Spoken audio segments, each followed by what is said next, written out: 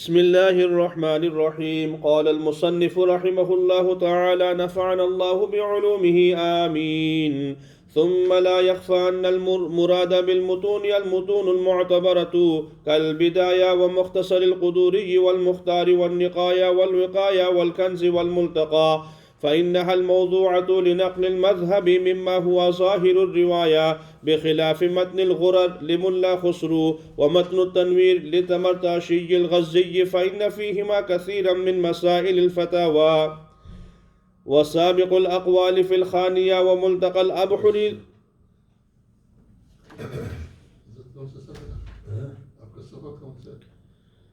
Sixty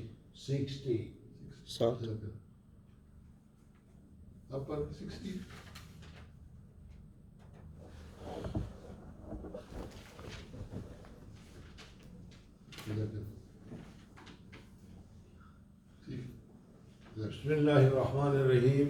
الحمدللہ رب العالمین والصلاة والسلام علی سید الانبیاء والمرسلین محمد وآلہ واصحابہ اجمعین. اما بعد، بات یہ چل رہی تھی کہ فتویٰ دینے کے لیے اور عمل کرنے کے لیے راجح قول کو اختیار کرنا چاہیے، اور جو راجح ہو اسی کو لیا جائے گا، اور راجح قول کے علاوہ مرجوح قول کو اختیار کرنا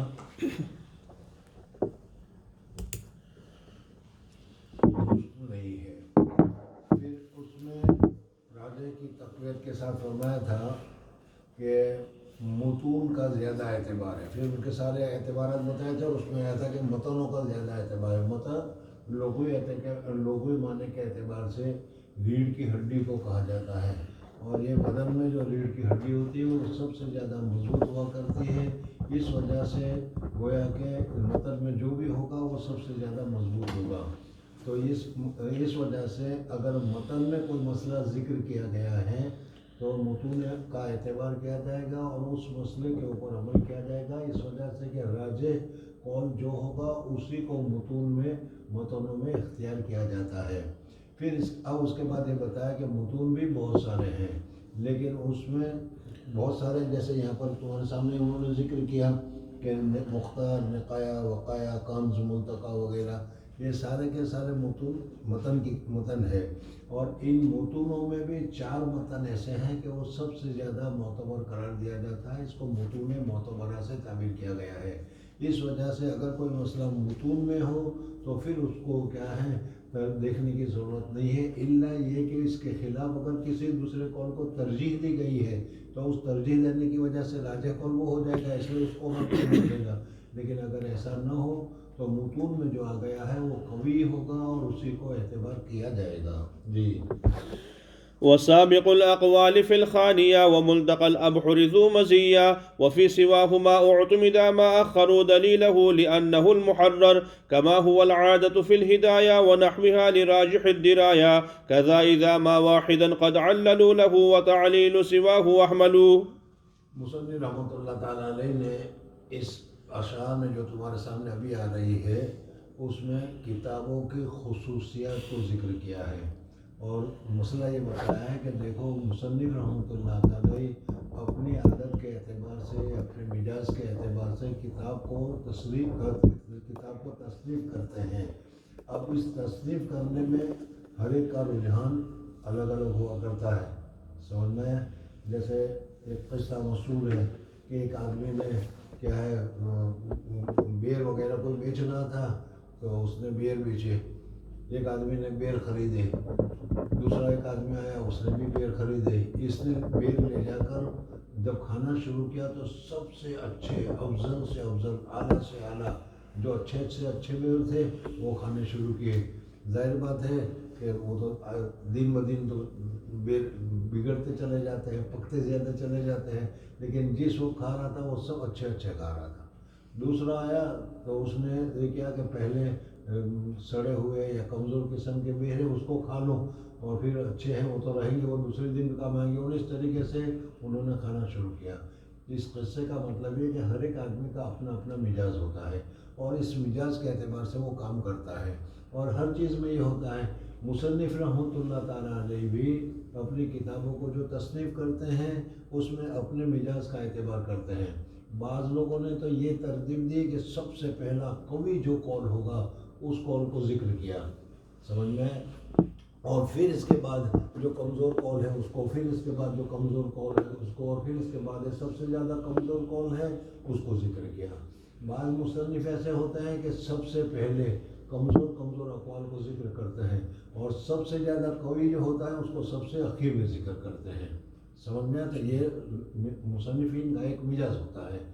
تو اس وجہ سے کتابوں میں بھی یہ چیزیں پائی جاتی ہے۔ تو اب اس صورت میں کون سی کتابوں میں اقوال تو بہت سارے ہوں گے، قوی بھی ہوں گے، کمزور بھی ہوں گے، ضعیف بھی ہوں گے، سب ہوں گے، لیکن اب جب آدمی کو پتہ چلے گا کہ اس مصنف کا مزاج یہ ہے کہ سب سے زیادہ قوی قول ہے وہ پہلے ذکر کرتا ہے، اس مصنف کا مزاج یہ ہے کہ سب سے اخیر میں جو قوی قول ہوتا ہے اس کو سب سے اخیر میں ذکر کرتے ہیں، تو اب ان کتابوں کو دیکھنے کے وقت میں آدمی کو جب یہ چیز معلوم ہو جائے گی تو اس صورت میں اس کو اس پر عمل کرنا آسان ہو جائے گا۔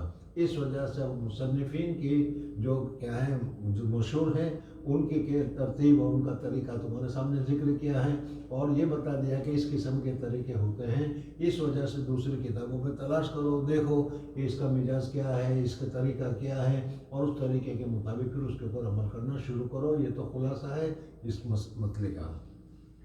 اس پر انہوں نے فرمایا کہ سابق الاقوال فی الخانیہ،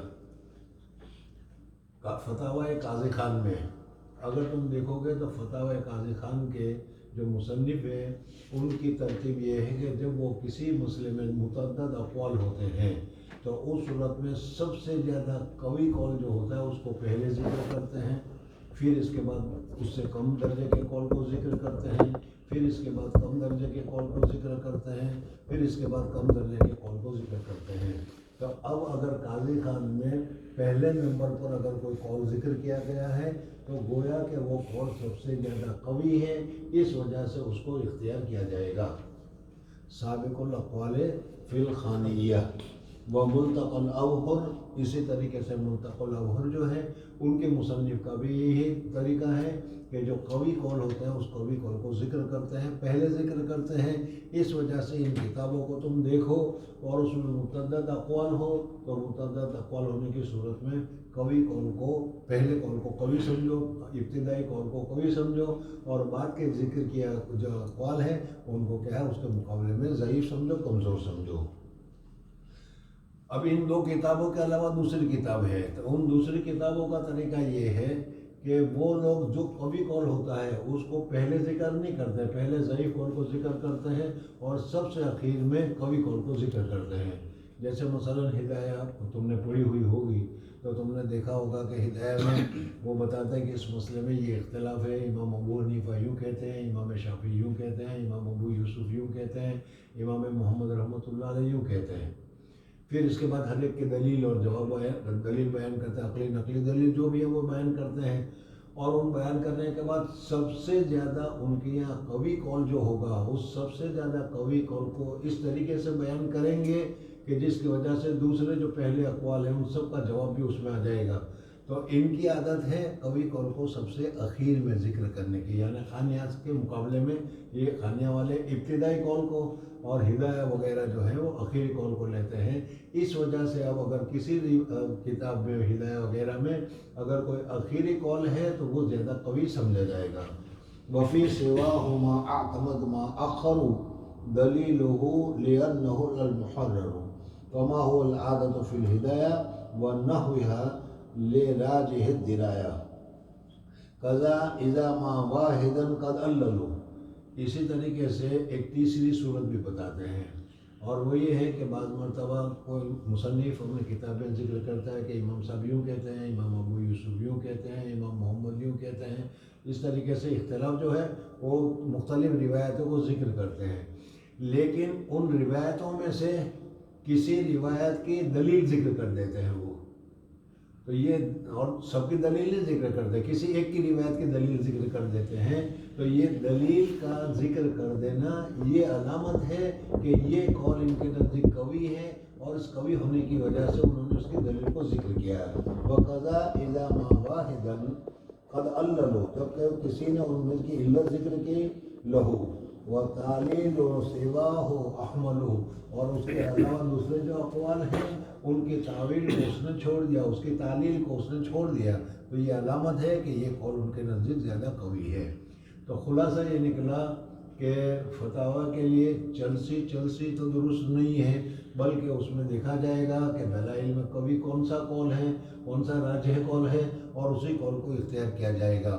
اور راجح قول کو پہچاننے کی مختلف صورتیں ہیں، اور انہی صورتوں میں سے کیا ہے، ایک متن بھی تھا، اور پھر ان متن میں بھی ان کی عادات کے اعتبار سے کوئی پہلا قول ہے، کوئی آخری قول ہے، کوئی دلیل علت والا قول ہے۔ تو اس صورت میں یہ تینوں مسئلے تمہارے سامنے ذکر کیے گئے کہ یہ تمہیں خود دیکھنا ہوگا کہ اس مصنف کی عادت کیا ہے، وہ قوی قول کو پہلے ذکر کرتے ہیں یا بعد میں ذکر کرتے ہیں، تو اس کے اعتبار سے اس کے اوپر عمل کیا جائے گا۔ جی أي إن أول الأقوال الواقعة في فتاوى الإمام قاضي خان له مزية على غيره في الرجحان، لأنه قال في أول الفتاوى وفيما كثرت فيه الأقوال من المتأخرين اقتصرت على قول أو قولين وقدمت ما هو الأظهر وافتتحت بما هو الأشهر إجابة للطالبين وتيسيرا على الراغبين وكذا۔ بس یہاں سے قاضی خان رحمۃ اللہ تعالیٰ علیہ کے متعلق ابھی بتایا کہ فتاوی قاضی خان میں جو پہلا قول ہوگا وہ زیادہ قوی ہوگا، اس کو لیا جائے گا۔ اب اس کی دلیل بہتر ہے کہ دیکھو قاضی خان میں خود ہی انہوں نے پہلے ہی فرما دیا ہے تصریح ابتدا میں مقدمہ میں بھی کہ اگر کسی مسئلے میں متعدد اقوال ہوں گے تو اس متعدد اقوال میں سے جو سب سے زیادہ قوی قول ہوگا میں اس کو پہلے ذکر کروں گا، سمجھ میں؟ تو خود انہوں نے فرما دیا ہے، اس وجہ سے اس کے قول کا اعتبار کیا جائے گا۔ اور قاضی خان میں جو ابتدائی اقوال ہوں گے، اگر کسی مسئلے میں امام صاحب یہ کہتے ہیں، امام ابو یوسف یہ کہتے ہیں، امام محمد یہ کہتے ہیں، مختلف اقوال ذکر تو کریں گے، لیکن جو قوی ہوگا اس کو سب سے پہلے ذکر کریں گے۔ ترجمہ کی ضرورت تو نہیں ہے۔ وكذا صاحب ملتقى الأبحر التزم تقديم القول المعتمد۔ اسی طریقے سے ملتقى الابحر جو کتاب ہے، اس کتاب کے مصنف نے بھی یہی اہتمام کیا ہے کہ جو قوی قول ہے اس کو پہلے ذکر کیا ہے اور جو کمزور قول ہے اس کو بعد میں ذکر کیا ہے۔ اس وجہ سے اس کتاب کو تم دیکھو اور اس کتاب سے اگر فتویٰ دو تو اس صورت میں پہلے قول کو اختیار کرنا ہوگا۔ جی وما عداهما من الكتب التي تذكر فيها الأقوال بأدلتها۔ اس کے علاوہ جو دوسری کتابیں ہیں جس میں اقوال کو ذکر کیا جاتا ہے اور ہر اقوال کی دلیلیں بھی ذکر کیا جاتی ہیں، جیسے میں نے ابھی مثال بیان کی صاحب ہدایہ رحمۃ اللہ تعالیٰ علیہ کی، کہ صاحب ہدایہ رحمۃ اللہ تعالیٰ علیہ فرماتے ہیں کہ اس میں امام ابو حنیفہ یوں کہتے ہیں، امام ابو یوسف یوں کہتے ہیں، امام محمد یوں کہتے ہیں، اور ہر ایک کی پھر دلیل بھی بیان کرتے ہیں، اور ہر ایک کی دلیل بیاننے کے بعد ان تینوں میں جو سب سے زیادہ قوی قول ان کا ہوتا ہے وہ اخیر میں بیان کرتے ہیں۔ تو اس طریقے سے بعض مصنف کی عادت ہوتی ہے کہ قوی قول کو وہ بعد میں ذکر کرتے ہیں، تو ایسی کتاب ہو تو اس میں سب سے اخیری اقوال جو ہوں گے ان کو اختیار کیا جائے گا۔ جی وما عداهما من الكتب التي تذكر فيها الأقوال بأدلتها كالهداية وشروحها وشروح الكنز وكاف النسفي والبدائع وغيرها من الكتب المبسوطة، فقد جرت العادة فيها عند حكاية الأقوال أنهم يؤخرون قول الإمام ثم يذكرون دليل كل قول ثم يذكرون دليل الإمام متضمنا للجواب عما استدل به غيره، وهذا ترجيح له إلا أن ينص على ترجيح غيره۔ جیسے میں نے ابھی تمہارے سامنے بیان کیا تھا کہ صاحب ہدایہ رحمۃ اللہ تعالیٰ علیہ کی عادت ہے، حضرت نے پڑھا اور پڑھایا ہوگا، اس میں دیکھا ہوگا کہ کسی مسئلے میں اگر اختلاف ہے تو سب کے اختلافات کو ذکر کرتے ہیں، اور اختلاف کے ذکر کرنے کے بعد ان کے دلائل جو ہیں اور علت جو ہیں وہ دلائل اور علت کو بھی ذکر کرتے ہیں، لیکن جو قول ان کے نزدیک سب سے زیادہ صحیح ہوتا ہے اس کو سب سے آخر میں بیان کرتے ہیں، اور ان کی دلیل ایسی بیان کرتے ہیں کہ اس دلیل میں جو پہلے والے جو اقوال تھے ان سب کا جواب بھی اس میں آ جایا کرتا ہے۔ تو اس صورت میں یہ مطلب ہوگا کہ اس کتاب کے مصنف نے سب سے زیادہ جو قوی قول ہے اس کو سب سے اخیر میں بیان کرنے کا اہتمام کیا ہے. اس وجہ سے ایسی کتابوں سے اخذ کرو تو سب سے اخیری قول کو اختیار کیا جائے گا. جی. قال شيخ الإسلام العلامة ابن الشلبي في فتاواه: الأصل أن العمل على قول أبي حنيفة، ولذا ترجح المشايخ دليله في الأغلب على دليل من خالفه من أصحابه، ويجيبون عما استدل به مخالفه، وهذا أمارة العمل بقوله وإن لم يصرحوا بالفتوى عليه، إذ الترجيح كصريح التصحيح.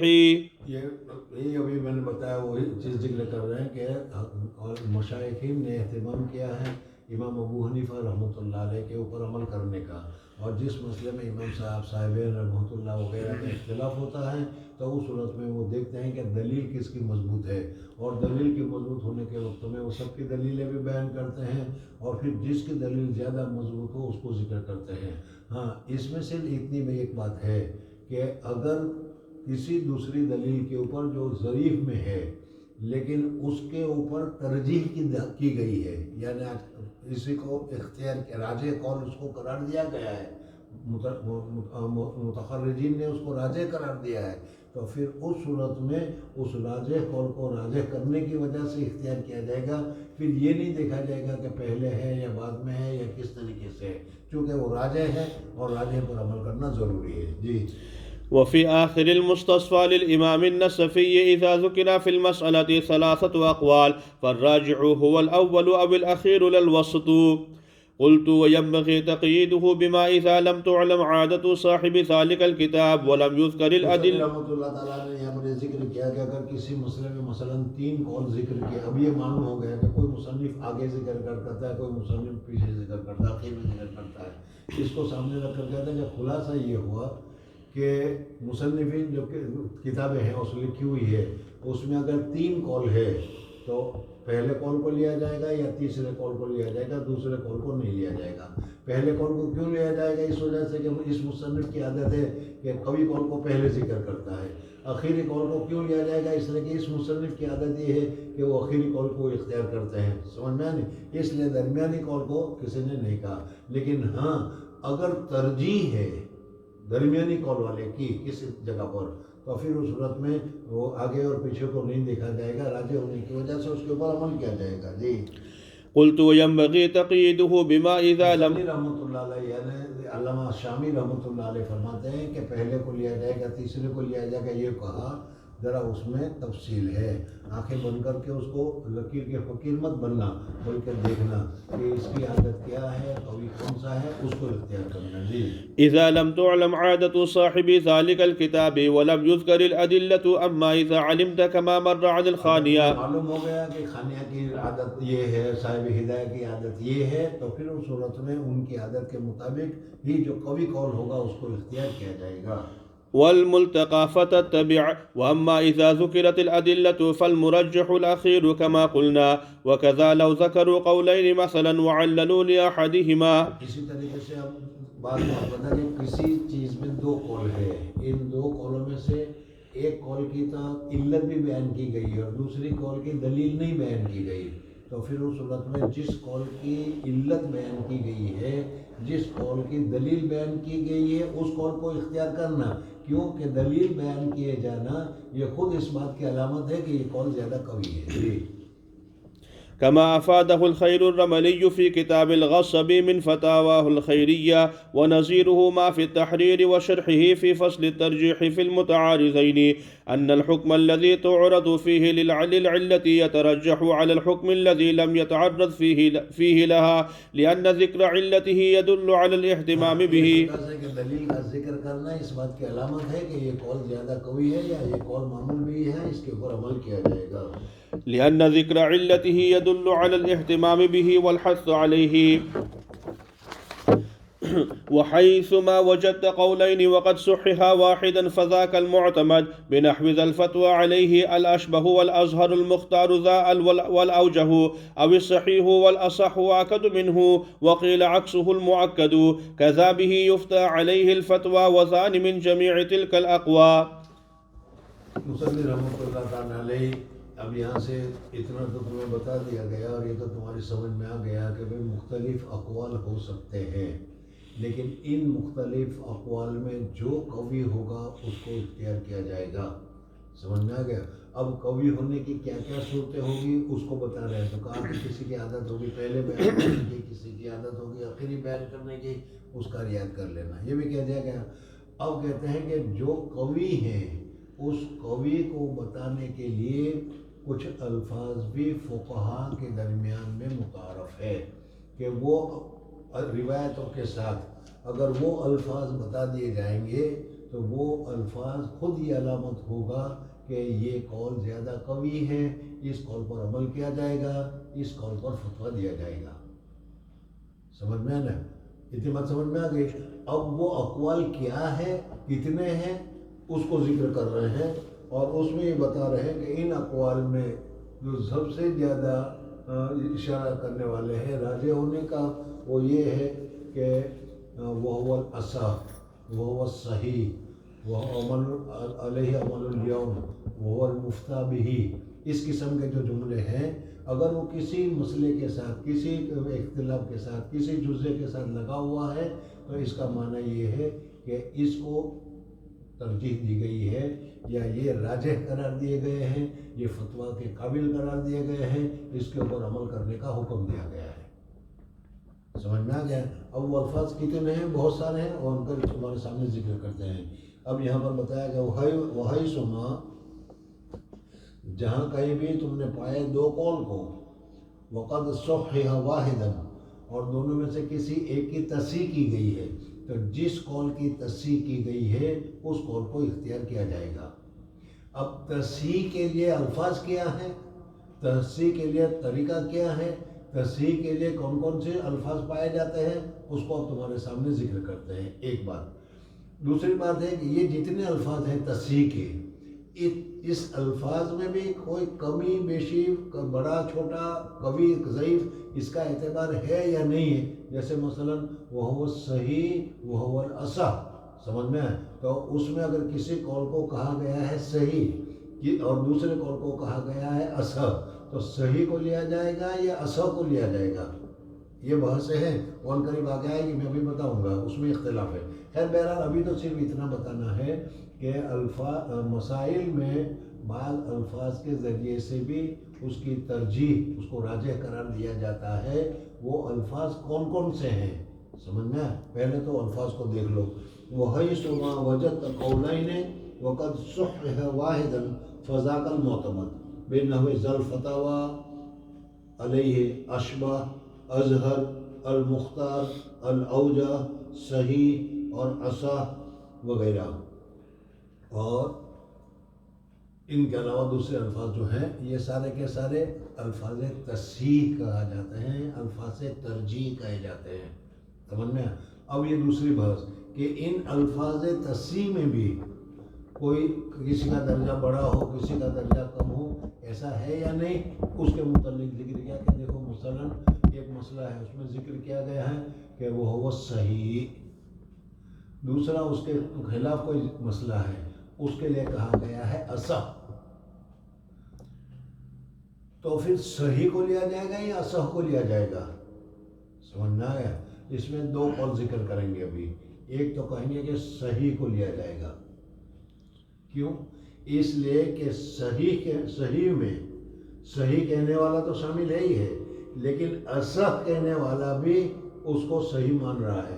اس وجہ سے اپنے قول کو اصح قرار دے رہا ہے. پتہ نہیں سمجھ میں آ رہا ہے؟ جی سمجھ میں آ رہا ہے. اس وجہ سے صحیح کو لیا جائے گا.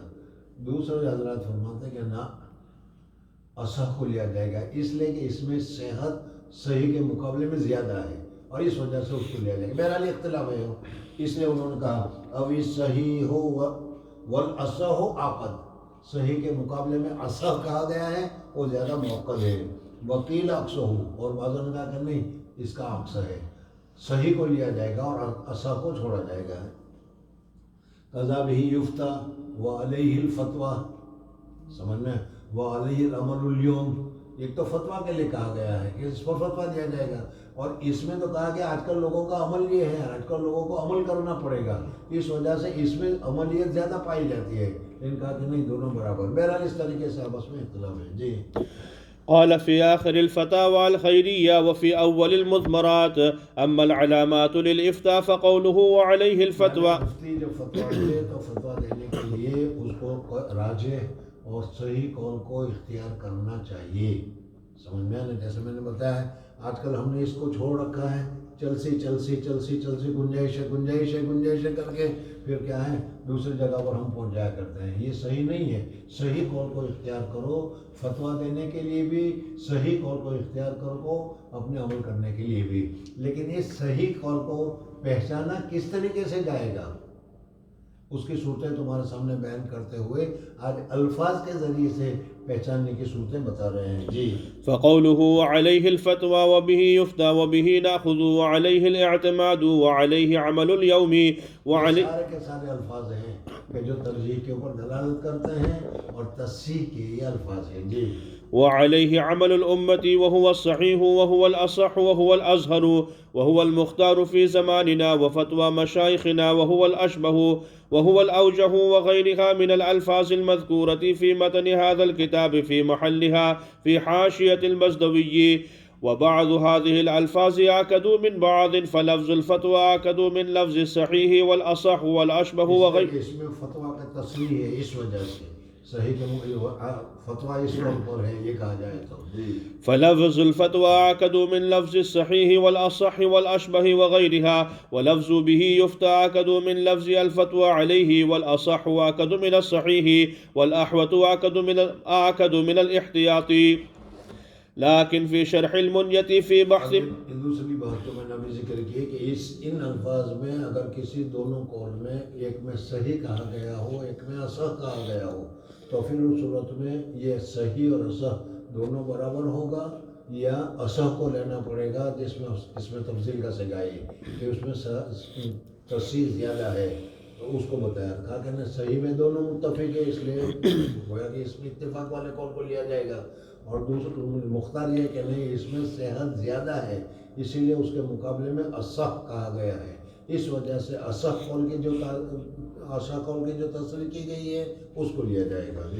لیکن فی شرح المنیت فی بحث مس المصحف والذی اخذناہ منیت المصلی کبیری جو ہے اس میں مس المصحف قرآن پاک کو چھوڑنے کا مسئلہ جہاں پر ذکر کیا گیا ہے وہاں پر یہ لکھا گیا ہے کہ والذي أخذناه من المشايخ أنه إذا تعارض إمامان معتبران في التصحيح فقال أحدهما الصحيح كذا وقال الآخر الأصح كذا فالأخذ بقول من قال الصحيح أولى من الأخذ بقول من قال الأصح.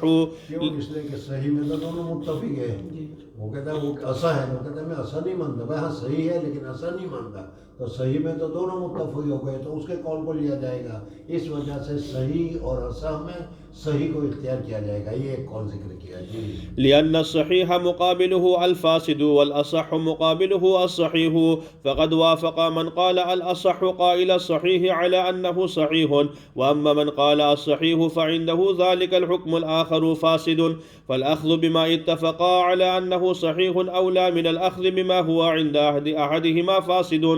وذكر العلامة ابن عبد الرزاق في شرحه على الدر المختار أن المشهور عند الجمهور أن الأصح أكد من الصحيح. اصح جو ہے زیادہ موقد ہے اس میں تصحیح زیادہ پائی جاتی ہے اس وجہ سے اصح کو لیا جائے گا اور اس کے مقابلے میں جو صحیح ہے اس صحیح کو چھوڑا جائے گا. جی وفي شرح البيري قال في الطراز المذهب ناقلا عن حاشية المزدوي قوله هو الصحيح يقتضي أن يكون غيره غير صحيح ولفظ الأصح يقتضي أن يكون غيره صحيحا. أقول ينبغي أن يقيد ذلك بالغالب لأن وجدنا مقابل الأصح الرواية الشاذة كما في شرح المجمع. وفي الدر المختار بعد نقله حاصل ما مر ثم رأيت في رسالة آداب المفتيين إذا ذيلت رواية في كتاب معتمدة بالأصح أو الأولى کتاب میں کسی روایت کو اصح کے ساتھ ذکر کیا گیا ہو بالأصح أو الأولى أو الأرفق ونحوها فله أن يفتي بها وبمخالفتها أيضا أي شاء. وإذا زيلت بالصحيح أو المأخوذ به أو به يفتى وعليه الفتوى لم يفت بمخالفها إلا إذا كان في الهداية مثلا هو صحيح وفي الكافي بمخالفه هو صحيح فيخير فيختار الأقوى عنده والأليق والأصلح فليحفظ. قلت وحاصل هذا كله أنه إذا صحح كل من الروایتین بلفظ واحد كأن. اس کے بعد یہاں سے خلاصہ تمہارے سامنے ذکر کر رہے ہیں کہ دیکھو تصحیح وغیرہ کا ضابطہ اور خلاصہ کیا ہے. انه اذا صحح كل، کسی روایت کو ایک ہی لفظ کے ساتھ تصحیح کی گئی ہے، اصح کہا گیا ہے، صحیح کہا گیا ہے، من الروايتين بلفظ واحد كأن ذكر في كل واحدة منهما هو الصحيح أو الأصح أو به يفتى تخير المفتي. تو اس وقت مفتی کو اختیار ہوگا کہ جن سے کوئی اختیار کرنا چاہے اختیار کر لے. وإذا اختلف اللفظ فإن كان أحدهما لفظ الفتوى فهو أولى. اگر کسی جگہ پر یہ تو سمجھ میں آ گیا کہ نہیں کہ اختیار ہوگا صحیح کو اختیار کرو صحیح کو اختیار کرو، لیکن اگر تصحیح کے الفاظ دوسرے ہیں، ایک میں تو کہا گیا ہے صحیح اور دوسری روایت جو کہا گیا اس میں کہا گیا عمل الیوم علیہ وعلیہ الفتویٰ، تو پھر اس صورت میں اس میں زیادہ تاکید ہے اس دوسرے قول میں. اس وجہ سے اس وقت کے لیے نہیں کہا جائے گا کہ دونوں قول صحیح ہے جن سے اختیار کرو، بلکہ عمل جو ایسے الفاظ کے جس کے ذریعے سے تعاقب پایا جاتا ہو ایسے روایت کو لینا ضروری ہوگا. جی. لأنه لا يفتى إلا بما هو صحيح وليس كل صحيح يفتى به. ہر صحیح قول پر فتویٰ نہیں دیا جاتا ہے، لیکن جو فتویٰ دیا جاتا ہے وہ صحیح قول پر ہی ہوتا ہے. اس وجہ سے لأن الصحيح في نفسه قد لا يفتى به لكون غيره أوفق لتغير الزمان وللضرورة ونحو ذلك، فما فيه لفظ الفتوى يتضمن شيئين أحدهما الإذن بالفتوى به والآخر صحته. اس وجہ سے کہ فتوے کا علیہ الفتویٰ کا لفظ کہا گیا ہے تو گویا کہ اس میں دو چیزیں ہیں، ایک تو اس کا صحیح ہونا معلوم ہوا، دوسرا معمول بھی ہونا معلوم ہوا. اس وجہ سے اس قول کو لیا جائے گا. لأن الإفتاء به تصحيح له بخلاف ما فيه لفظ الصحيح أو الأصح مثلا، وإن كان لفظ الفتوى في كل منهما فإن كان أحدهما يفيد الحصر مثل به يفتى. تیسری صورت بتاتے ہیں کہ دو قول ہے اور دونوں قول کے اوپر بھی یفتہ کہا گیا ہے، سمجھنا ہے، یعنی فتویٰ ہی کے لفظوں میں کہا گیا ہے. ان فتویٰ کے لفظوں میں کچھ لفظ تاکید والے ہیں اور کچھ لفظ بغیر تاکید کے ہیں. تو اس صورت میں دیکھا جائے گا کہ تاکید کے والا لفظہ کون سا ہے.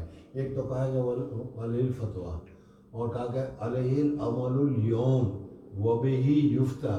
اگر اس قسم کے جو الفاظ ہیں تو اس میں زیادہ تاکید پائی جاتی ہے، اس وجہ سے تصحیح کے الفاظ ایک ہی ہو تو پھر اس صورت میں یہ عمل کیا جائے گا. جی. مثل به يفتى وعليه الفتوى فهو الأولى، ومثله بل أولى لفظ عليه عمل الأمة لأنه يفيد الإجماع. وإن لم يكن لفظ الفتوى في واحد منهما فإن كان أحدهما بلفظ الأصح والآخر بلفظ الصحيح فعلى الخلاف السابق. اگر ایسا کسی میں اگر کہا گیا صحیح اور اصح ہے تو پھر اس صورت میں بھی تمہارے سامنے ذکر کیا گیا کہ صحیح کو لیا جائے گا یا اصح کو لیا جائے گا یا تمہیں اختیار ہوگا. جی. لكن هذا فيما إذا كان التصحيحان في كتابين. ہاں یہ اس صورت میں کہ جب یہ دونوں تصحیح دو کتابوں میں الگ الگ ہو تو ہدایہ میں کس کو تصحیح دی گئی ہے، قاضی خان میں کسی اور کو تصحیح دی گئی ہے، تو اس صورت میں یہ مسئلہ ہوگا. ایک ہی کتاب میں اگر ہو تو پھر معاملہ دوسرا ہے. جی. أما لو كان في كتاب واحد من إمام واحد فلا يتأتى الخلاف في تقديم الأصح على الصحيح، لأن إشعار الصحيح بأن مقابله فاسد لا يتأتى فيه بعد التصريح بأن مقابله أصح، إلا إذا كان في المسألة قول ثالث يكون هو الفاسد. وكذا لو ذكر تصحيحين عن إمامين ثم قال إن هذا التصحيح الثاني أصح من الأول مثلا، فإنه لا شك أن مراده ترجيح ما عبر عنه بكونه أصح، ويقع ذلك كثيرا في تصحيح العلامة قاسم. وإن كان كل منهما بلفظ الأصح أو الصحيح فلا شبهة في أنه يتخير بينهما إذا كان الإمامان المصححان في رتبة واحدة. تصحیح کرنے والے، ترجیح کرنے والے مولانا صاحب جو ہیں، ترجیح کرنے والے جو لوگ ائمہ ہیں، وہ دونوں ایک ہی ہوتا ہو، برابر ہوتا ہو. جی. أما لو كان أحدهما أعلم فإنه يختار تصحيحه، كما لو كان أحدهما في الخانية والآخر في البزازية مثلا فإن تصحيح قاضي خان أقوى. فقد قال العلامة قاسم إن قاضي خان من أحق من يعتمد على تصحيحه. اس وجہ سے قاضی خان کے اقوال کو اعتبار کیا جائے گا. وكذا يتخير إذا صرح بتصحيح إحداهما فقد بلفظ الأصح أو الأحوط أو الأولى أو الأرفق وسكت عن تصحيح الأخرى فإن هذا اللفظ يفيد صحة الأخرى، لكن الأولى الأخذ بما صرح بأنه اس میں تصحیح کی تعین ہو صحیح کئی ذریعے سے تصحیح کی تاکید کی گئی ہے، اس وجہ سے اس کو اختیار کیا جائے گا. لكن الأولى الأخذ بما صرح بأنها الأصح لزيادة صحتها، وكذا لو صرح في إحداهما بالأصح وفي الأخرى بالصحيح فإن الأولى الأخذ بالأصح. اس صورت میں اصح اور صحیح، اگر کسی نے کتاب میں دیکھو کہ کسی نے کسی ایک قول کو اصح قرار دیا ہے، کسی نے دوسرے قول کو صحیح قرار دیا ہے، تو وہ بھی تمہارے سامنے گزرا کہ اصح میں تاکید زیادہ ہے، اس وجہ سے اس کو اختیار کیا جائے گا. وإن تجد تصحيح قولين ورد فاختر لما شئت فكل معتمد إلا إذا كان صحيحا وأصح أو قيل ذا يفتى به فقد رجح أو كان في المتون أو قول الإمام أو ظاهر المروي أو جل العزام قال به أو كان الاستحسان أو زاد للأوقاف نفعا بانا أو كان ذا أوفق للزمان أو كان ذا أوضح في البرهان. هذا إذا تعارض التصحيح أو لم يكن أصلا به تصريح فتأخذ الذي له مرجح مما علمته فهذا الأوضح. مصنف رحمۃ اللہ تعالیٰ علیہ نے تمہارے سامنے پہلے سے ذکر کرتے ہیں کہ جو راجح قول ہے اس کو اختیار کیا جائے گا، اور راجح کو پہچاننے کی کیا کیا صورتیں ہیں وہ ساری تمہارے سامنے ذکر کی گئی. سمجھنا ہے. اب تیسری صورت ایک اور بتاتے ہیں کہ اذا تجد تصحیح قولین، دونوں قول ہے اور دونوں قول ایک دوسرے کے خلاف ہے، لیکن کسی لوگوں نے اس کو بھی تصحیح کی ہے، کسی نے اس کی بھی تصحیح کی ہے، دونوں قول کی تصحیح کی ہے، تو پھر اس صورت میں کیا ہوگا؟ فاختر لما شئت، اب تم کو اختیار ہے کہ جس کو چاہے تم اختیار کرو، اس لیے کہ دونوں قول کی تصحیح کی گئی ہے، تو دونوں میں سے جون سا چاہے تم اختیار کر لو. فاختر لما شئت فکل معتمد، سب کے سب معتبر ہے. الا اذا کان صحیحا ونصح، اگر کوئی قول ایسا ہے کہ جس میں کہا گیا ہے وہ صحیح اور دوسرا جو اس کے خلاف قول ہے اس کو کہا گیا ہے وہ هو الاصح، تو پھر اس صورت میں کیا ہوگا؟ کہا کہ اصح کو لینا پڑے گا، اس لیے کہ صحیح میں تو دونوں متفق ہے اور اصح میں اس میں زیادہ تصحیح پائی جاتی ہے، اس وجہ سے اصح کو اختیار کیا جائے گا. او قیل ذا یفتیٰ بہ قد رجح، یا یفتیٰ بہ کی تصریح کی گئی ہے تو اس صورت میں اس کو ترجیح دی جائے گی اور اس کے اوپر عمل کیا جائے گا. سمجھ میں آ رہا؟ جو گڑبڑ نہ کر لینا، اس لیے کہ وہ ترتیب کے ساتھ وہ بتا رہے ہیں. اگر کسی قول میں اس قسم کی چیز ہو گئی ہو تو بہی یفتہ کا لفظ ہے، مفتہ بھی قول یہ ہے، اگر یہ کہا گیا ہے تو پھر اس کو اختیار کیا جائے گا. او کان فی المتون، یا اگر کوئی دوسرا قول ہے کہ ایک کو تو متن میں ذکر کیا گیا ہے، تو متن کے لیے ابھی تمہارے سامنے بتایا کہ متن میں ذکر کیا جانا یہ گویا کہ التزامی طور پر، لازمی طور پر مضبوط قول ہوگا، اسی کو ذکر کیا جائے گا. اس وجہ سے متن میں ہونا یہ خود علامت ہے کہ یہ قوی قول ہے، اس وجہ سے اس کو اختیار کیا جائے گا. او کان فی المتون او قول الامام او ظاہر المروی او الامام قال به او قال استحسانا او زاد للقاء نفعا بانا. اب اس صورت میں ترجیح کی بہت ساری دوسری صورتیں بھی دیکھ رہے ہیں. اس میں الفاظ تو ترجیح کے نہیں ہیں، لیکن موقع، محل، جگہ، حالات ایسے ہیں کہ جس کی وجہ سے اس کو ترجیح قرار دیا جائے گا. مثلا اس کا متن میں ہونا یہ خود دلالت ہے کہ یہ راجح ہے.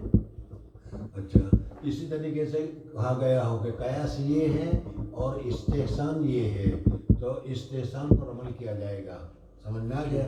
اچھا، اسی طریقے سے اگر کہا جائے کہ اس پر عمل کرو تو ٹھیک ہے، اس کے اوپر عمل کرو تو اوقاف کا فائدہ زیادہ ہے، یعنی محتاج جو ہے ان کو زیادہ فائدہ ہوگا، محتاج کو پیسے زیادہ ملیں گے، تو پھر اس صورت میں اوقاف کے فائدے کے لیے اس کو اختیار کیا جائے گا۔ اوکانا ذا اوفق للزمان، اگر یہ کہا گیا کہ بھائی مسئلہ تو یہ ہے لیکن اس زمانے کے اعتبار سے اب اس کے اوپر عمل کرنا زیادہ مناسب ہے، اس وجہ سے اس کے اوپر عمل کیا جائے گا، اس زمانے کے اعتبار سے یہ الفاظ ہے تو اس کی وجہ سے۔